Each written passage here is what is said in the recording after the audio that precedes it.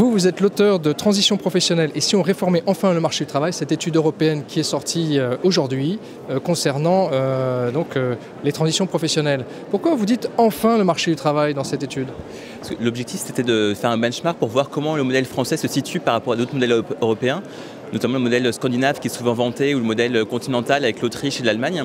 L'idée, c'est de montrer les forces et les faiblesses du modèle français. Et en fait, une des faiblesses du modèle français, c'est la question des transitions professionnelles.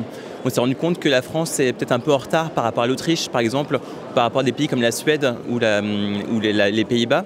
Et donc l'idée, c'est de voir quelles sont un peu les bonnes pratiques dont on pourrait s'inspirer ailleurs pour les mettre en place sur le marché du travail français. Quels sont les modes de transition professionnelle qui vont le plus marquer dans cette étude? En fait, on a essayé de dégager 7 axes sur lesquels en fait, la France pourrait progresser.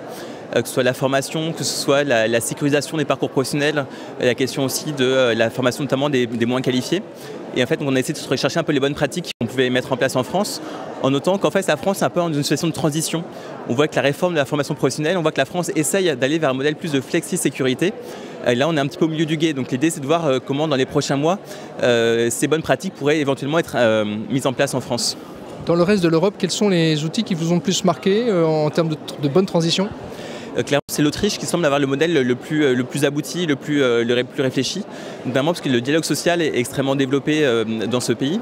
Et aussi, ils ont beaucoup réfléchi sur la visibilité des dispositifs. On sait qu'en France, il existe des dispositifs qui ne sont pas utilisés parce qu'ils sont trop complexes pour les salariés ou pour les entreprises. Et donc l'idée, c'est de faire des choses qui soient simples et qui soient portables pour que lorsqu'on change d'entreprise, on garde ses droits, on puisse les porter au fur et à mesure de sa carrière.